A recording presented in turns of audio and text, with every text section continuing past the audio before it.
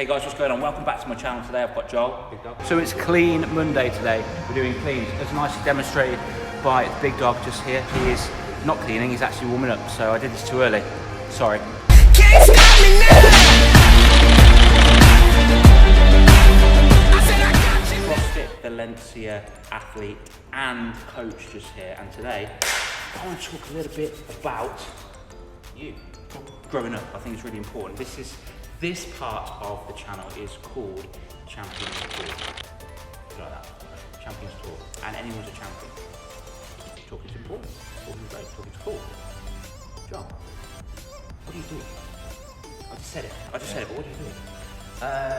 Generally, coaching people in the sport of CrossFit, which involves, taking elements of different sports, gymnastics, we do running, we weightlift, we do all that sort of stuff. Cool. We're trying to get people competent in those movements. Yeah. And generally just try build people's fitness, getting them healthier, getting them living longer, getting them, hopefully free of illness and such, and just trying to make people better. Sweet. Do you think there's any kind of like psychological development when it concerns doing CrossFit activities or any general physical activity in itself? You personally? Yeah, definitely. There's always elements of confidence with anything really. Starting something new, you're going to feel unconfident. Yes. Or less confident in it because you perceive yourself as not being good at it. Yeah. And obviously the better you get, the more confidence you get, the more just times and reps and hours you spend doing something, you become more confident at it because you've devoted that time to it. And that for me, I reckon confidence is the biggest thing. Yeah, and I think there's a lot of, when I used to PT, there was a lot of people that said, I don't want to go to the gym before I lose weight. I want to lose weight first. Yeah, I want to lose weight before I go to the gym, which is a huge internal conflict and confidence. Yeah, I think it's, people's fear of looking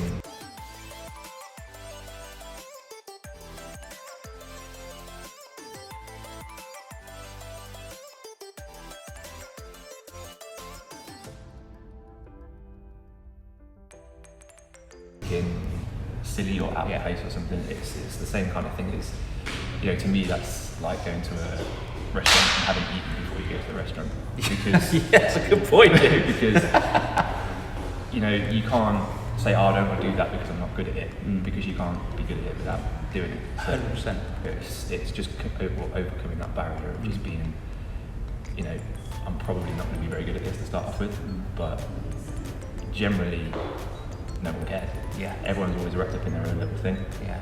They've got their own, things going on in the gym or in whatever it is, and people, although you think they are, they're probably not that focused on you. They're all very selfish people and looking at themselves. So you've got to try to take the bullet or bite the bullet and get in there. Yeah, absolutely. And those that do judge, what sort of people are they?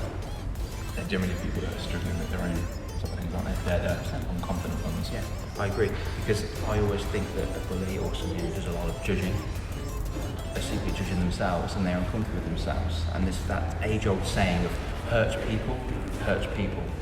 Yeah, I'd agree. So, 100%. Yeah.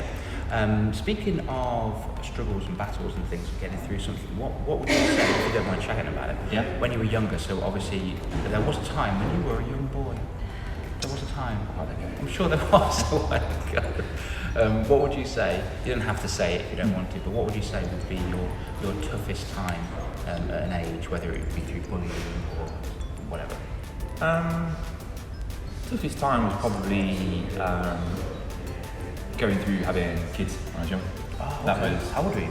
I was 19, 20 when I had my first one. Yeah. So obviously that's just difficult time. You're still learning. Yeah, exactly. You're still growing yourself. Young, financial situation is not where you want it to be, all that kind of stuff.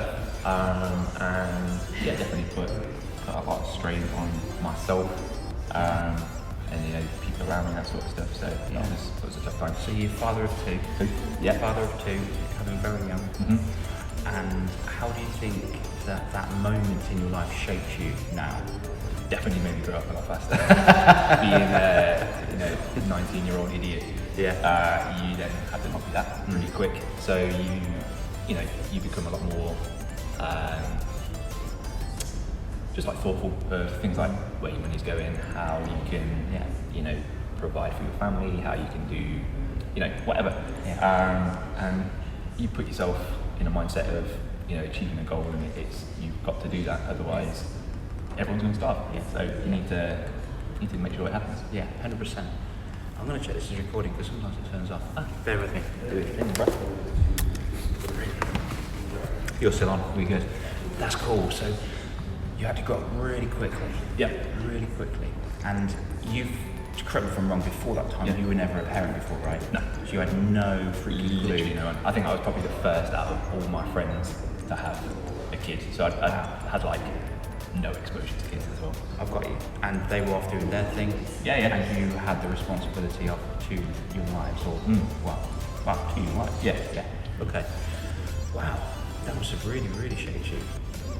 And do you think that as you were growing up, that your education from your parents helped? Yeah, definitely. Like, my parents are awesome. So you're very really good people, and they've definitely shaped me into the sort of person that I am. Like, I had a really, really good upbringing, like really sheltered upbringing. So obviously, I want to try and pass on as much of that to my kids as I can. And you know, I don't think I'll be able to provide the sort of childhood that I had, but you know, you aim for something as close to as you can. You know, I always had nice holidays, you know, good clothes, all that sort of stuff, and obviously you want to try and provide that as much as you can for your kids. 100%. Yeah, absolutely. Well, what do you feel about how do you feel about giving to your children, and you know, spoiling, giving, whatever label you want to put on it, compared to, no, you want something, you go and work for it yourself, you get something, you get it yourself? I mean, there's got to be an element of, you can't just have everything you want. But, you know, I don't see the point in needlessly depriving your kids just for the sake of a lesson sort of thing. Like, if you're in the position to be able to get them something and you want to, and you think that they genuinely need and want it, then that's fine. Like, if I bought everything that the kids ask for, like, there'd be nothing on the shelves, because they say they want everything, and you've got to kind of whittle out there, do you actually really want that? And if you do, then if I can get it for you, 100% I'm going to do it. Wicked. But if it's just, you know, the last advert that you saw and you said you wanted it, if I just went out and bought it, then like, they've already got too much stuff that they don't use anyway. So it's an instant gratification, isn't it? Yeah. I think there's a lot of kids these days, and I know I speak from experience of all the clients that I've coached, you know, all the kids. There's a lot of teenagers now which are growing up to be so entitled, and they want things now, and if they don't get it, they get very aggressive. And they get very harmful in the family environment, and the parents are like, well, I don't understand. I don't understand. Because perhaps maybe in certain circumstances you haven't taught them the value of receiving a no. So no, just take it. You know? How would you say? We're talking about your parents, and I was talking about you at the moment. How would you say that has affected your children? Do they take a no with ease, or? Yeah, generally. You know, like, and if they don't, what do you do? I don't think that makes sense. What's happened, really? Head in the toilet? Yeah. Keep down the stairs. Keep down the stairs. No, it's you know, like I say, I think you've got to really kind of like whittle out what's necessary. Okay. So like if they said they wanted a toy or shoes or whatever, firstly, do they need it? Is it just I want that because it looks good? Maybe that's fine, and occasionally you can treat them because they look good. You know, you've got to reward the behaviour and that sort of stuff. Or if you're just feeling particularly generous, then let's go. But for a lot of the times, it's, do you really need it? Have I got, you know, such a surplus of free cash that I'm just looking to maybe spend it on whatever? Which is rarely the case. And you know, if it's, can I have that? No. Nah. Okay. Like, they take it well, they obviously weren't that bothered about it. Whereas if it's the sort of thing that they keep up a huge stink about, and like, Dad, I really wanted that, the one thing that I wanted for Christmas or whatever, then you sort of think, like, you know what, maybe they do really want it. And obviously, if you have the means of providing it, then that would be me trying to provide that for them. Okay, cool. What do you think of to allowances as well? So, what would you say that have given your child an allowance or doing money for chores? Yeah, I mean, I think the chores thing is good. Okay. Because that obviously then it's like kind of like your entry level work, almost, isn't it? Yeah. You know, you hoop the floor, or whatever. Yeah. You know, it then sort of at an early age makes them realise that, you know, 50p doesn't really get you much, and to acquire the 50p, there's got to be some stuff. It doesn't just like pop out of nowhere. Yeah. I think that's really important because it teaches kids the value of money, doesn't it? Yeah. I would do an amalgamation of that because when they get older, doing the chores, yes, you've got to do it anyway. Yeah. Unless you get a cleaner, which is cool. But I would give them money for reading a book or learning something new because it's going to teach them the value. Oh, I'm not reflecting on you, I'm just saying for me personally. And I don't know how it would work out. I'll let you know how it goes. But I would teach them. I would want them to be the architect of their own education by teaching them. So, oh, you read the book? Well done. Here's a good boy or good girl. Sorry, sexist. Then what's going to happen? Yeah. That's what I would do. But yes, in regard to chores, I would give them lesser money than their own education because I want them to be continuously learning, continuously absorbing and growing that growth mindset. Yeah, it's a smart thing. Yeah. Dude, okay, so if you could go back, so one part of your past, the toughest bit when you first got bullied when you were 12 or something, or even when you were, when you just had your kids, what would the one thing be that you want to give yourself? It's a great question. I think you've just got to, for myself, it would just be kind of like the buckle of mindset.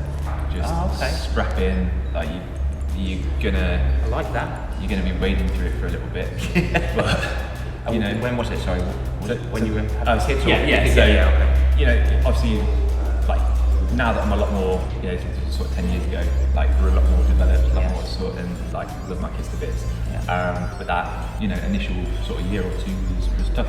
Yes. And, oh gosh. you know, your age. Yeah. So you just got to, you know, that mindset. Yeah.